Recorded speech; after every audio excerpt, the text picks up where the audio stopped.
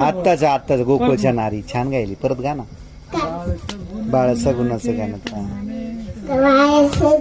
गुणाचे ताने मला दिठाय गो जिरवाने दिठाय गो